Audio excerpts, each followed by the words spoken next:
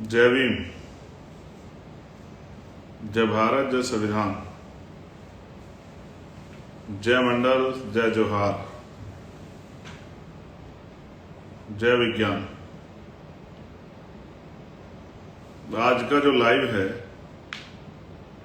ये अभी फेसबुक पे हम लोगों ने किया था, लेकिन उसके बाद ये तय किया गया कि इंस्टाग्राम के जो व्यूवर हैं, जो साथी हैं, जो इंस्टाग्राम आईडी से जुड़े हुए हैं, उनसे भी बात की जाए। ये एक महत्वपूर्ण लाइव है और उस लाइव का कारण क्या है ये भी मैं आपको बता दूंगा। हालांकि जो लोग सोशल मीडिया कई और साइटों से जुड़े हैं उनको तो इसका जानकारी होगी। सबसे पहले सभी धर्मों में जन्मे सभी संतों, गुरुओं और महान पुरुषों को मैं नमन करता हूं। उन क्रांतिकारी साथियों को भी नमन करता हूं जिन्होंने आजादी की लड़ाई में अपना बलिदान दिया। जिन परिवारों ने बलिदान दिया उन सबको भी जो है मैं नमन करता हूं।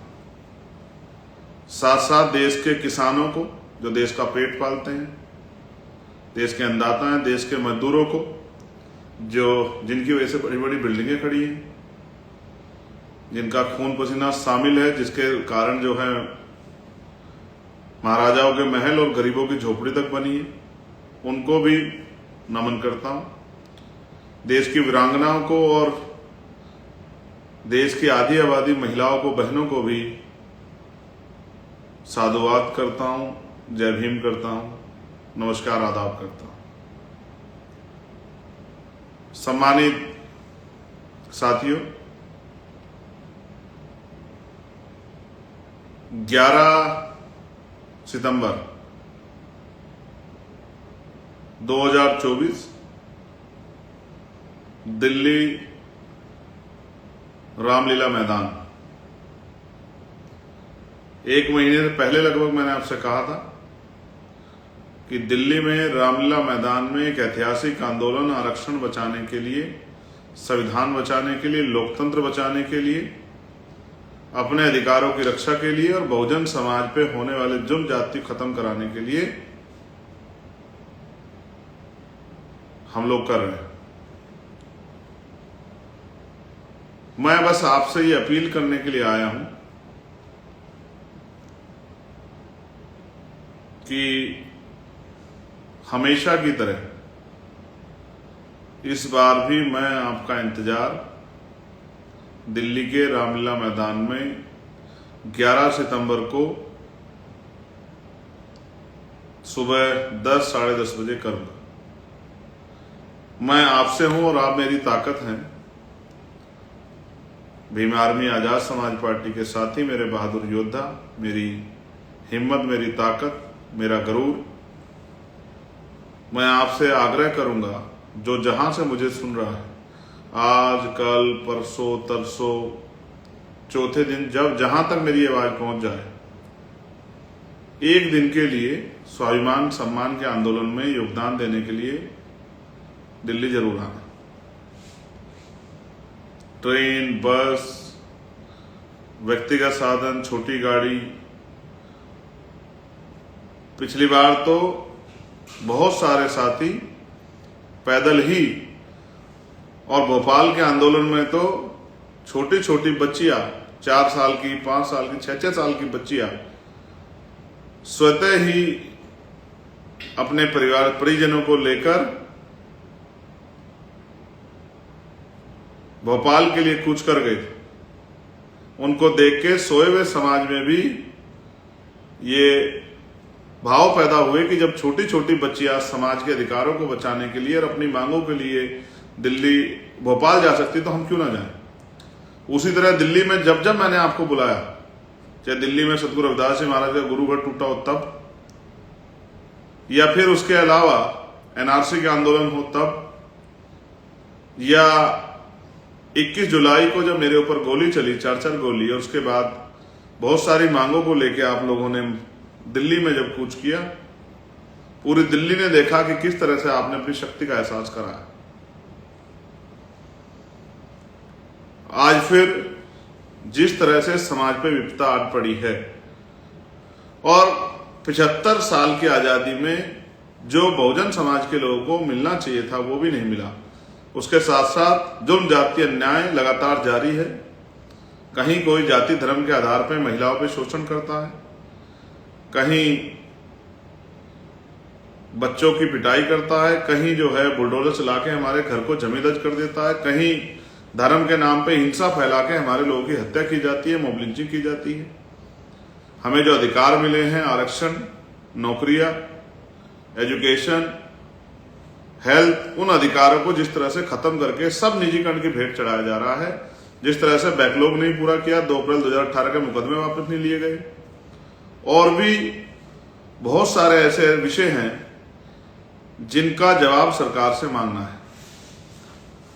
लोकतंत्र में आंदोलन ही एक ऐसा रास्ता है, संघर्ष एक ऐसा रास्ता है कि आप अपने अधिकारों से और अपनी मांगों की आवाज उठा सकते हैं, अपने अधिकारों की रक्षा कर सकते हैं। इसलिए मैं आपसे आग्रह करूंगा कि आप सब लोग 11 तारीख को, मैं आपका इंतजार करूंगा दिल्ली में, और मुझे विश्वास है हमेशा की तरह मेरा मनोबल बढ़ाने और मुझे ताकत देने के लिए आप लोग दिल्ली रामलीला मैदान जरूर आए। इस बार एक बात विशेष ये है कि हमेशा मैं आपके बीच में रहकर सब चीजों की निगरानी करता था, सब चीजों पर नजर रखता था, लगातार जो मीटिंग और तमाम तरह से आपको से अपील करता था। इस बार किसी विशेष कारण से मैं आपके बीच नहीं हूं।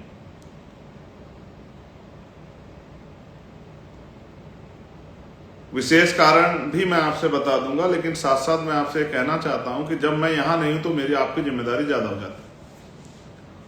मैं राजस्थान, हरियाणा, पंजाब, दिल्ली के साथियों से, मध्य प्रदेश, बिहार, उत्तराखंड और यूपी के साथियों से विशेषकर ये कहूंगा कि जब मैं यहां नहीं हूं तो आपकी जिम्मेदारी ज्यादा बढ़ जाती है, तो आपको अपनी जिम्मेदारी को अदा करना चाहिए। जिस तरह से बाबा साहब अम्बेडकर की स्टैचू पार्लियामेंट से हटाई गई, जिस तरह से दिल्ली में जो रविदास जी का सदगुरु रविदास जी गुरु घर बनना था, वो गुरु घर आज तक नहीं बना। जिस तरह से 2 अप्रैल 2018 के मुकदमे वापस लिए जाने थे, वो मुकदमे आज तक वापस नहीं लिए गए। जिस तरह से reservation in promotion SC ST OBC को देना चाहिए था, वो नहीं दिया गया। जिस तरह से बैकलॉग अभी तक नहीं भरा है, जिस तरह से सुप्रीम कोर्ट ने क्रीमी लेयर जैसे सिद्धांतों की बात करके हमारे लोगों को, हमारे अधिकारों को निस्तानाबूद करने के बारे में विचार दिए, जिस तरह से EWS लागू हो गया और हमने मांग की है कि 10% आर्थिक आधार पे आपने EWS लागू किया, तो वंचित वर्ग की जातियों को, स्पेशली वाल्मीकि, बाजीगर, धानु और वो तमाम जातियां जो वास्तविकता में आपके अनुसार, क्योंकि हमने तो आपसे कहा कि आप आंकड़े वो कीजिए, हम लोग तैयार हैं अपने भाइयों के अधिकारों की रक्षा के लिए, लेकिन जिन जातियों को आप कहते हैं नहीं मिला है, उन जातियों को, क्योंकि 2011 के बाद जनगणना नहीं हुई है, तो उन जातियों को 10% अतिरिक्त आरक्षण की व्यवस्था कराकर उन जातियों के में से रिप्रेजेंटेशन उन जातियों का बने, इसकी भी जो है हमने मांग की है। साथ साथ जातिगत जनगणना होनी चाहिए, उसके आर्थिक आंकड़े जारी होने चाहिए, इसकी भी हमने मांग की। तो मैं आपसे अपील करता हूं, मैं इस आपके बीच में इस बार इसलिए नहीं हूं, भीम आर्मी के राष्ट्रीय कमेटी पर, आजाद समाज पार्टी की राष्ट्रीय कमेटी पर और हमारी राष्ट्रीय कोर कमेटी पर स्टेट के अध्यक्षों पे, प्रभारियों पे जिम्मेदारी है, और अंतिम कार्यकर्ता की भी इतनी जिम्मेदारी जितनी मेरी है कि वो घर से एक दिन के लिए जरूर निकलें। अधिकार मांगने से नहीं मिलते, अधिकार छीनने पड़ते हैं। तो अधिकारों की रक्षा के लिए एक दिन घर से जरूर निकलें और 11 तारीख को दिल्ली में एक ऐतिहासिक आंदोलन के लिए सरकार को चेताने का काम करें, सरकार को बताने का काम करें कि अब हम अपने अधिकारों पर हमला नहीं सहेंगे। साथ साथ निजी क्षेत्रों में आरक्षण की व्यवस्था सरकार SC ST OBC के लोगों को कराए। मंडल कमीशन की सिफारिशें लागू करें, ये भी हमारी मांग है। मॉब लिंचिंग पर सख्त से सख्त कानून जो बने हुए उनको इम्प्लीमेंट करें। 1 करोड़ रुपए का मुआवजा जो सीवर में सफाई कर्मचारी मरते हैं और मॉब लिंचिंग का जो लोग शिकार होते हैं उनके परिवार की व्यवस्था के लिए दें। और भी बहुत सारी ऐसी मांगे हैं जिनको लिए हमने प्रयास किया। सबसे बड़ी मांग यह है कि जाति और जनगणना करके आरक्षण को निजी क्षेत्रों में लागू किया जाए। तो मैं आपसे अपील करता हूं, मैं इसलिए आपके बीच नहीं हूं कि इस बार मैंने तय किया था, बहुत दिन पहले मैंने तय किया था, लेकिन इस बार वो लागू हो रहा है कि जब भी मैं किसी हाउस का मेंबर बनूंगा तो उसके बाद मैं तब तक किसी चुनाव का हिस्सा नहीं बनूंगा उस तरह से जाके, जब तक मैं कौम के शहीद संत रामानंद जी महाराज की जो शहीदगी स्थल है उसको नमन नहीं करके आता। मैं कल 5 तारीख को कौम के शहीद संत रामानंद जी महाराज की शहीदगी स्थल उनको नमन करने के लिए जा रहा हूं और मैं 11 तारीख के आंदोलन में ही अब आपसे मिलूंगा। मेरा आशा विश्वास है कि मेरी गैर मौजूदगी में हर एक कार्यकर्ता, हर एक नेता, हर एक पदाधिकारी चंद्रशेखर आजाद बन के इस आंदोलन को सफल कराने के लिए संघर्ष करेगा। 11 तारीख सुबह 10 बजे दिल्ली के रामलीला मैदान में मैं आपका इंतजार करूंगा। हमेशा की तरह इस बार फिर जो है आप इस शक्ति को मजबूत करेंगे, कमजोर नहीं पड़ने देंगे। बहुत बहुत धन्यवाद। जय भीम, जय भारत, जय मंडल, जय जोहार, जय संविधान, जय जवान, जय किसान, जय लोकतंत्र, जय विज्ञान। आप सभी के लिए मंगल कामनाएं। याद रखिए 11 तारीख सितंबर 2024 सुबह 10 बजे दिल्ली के रामलीला मैदान। धन्यवाद।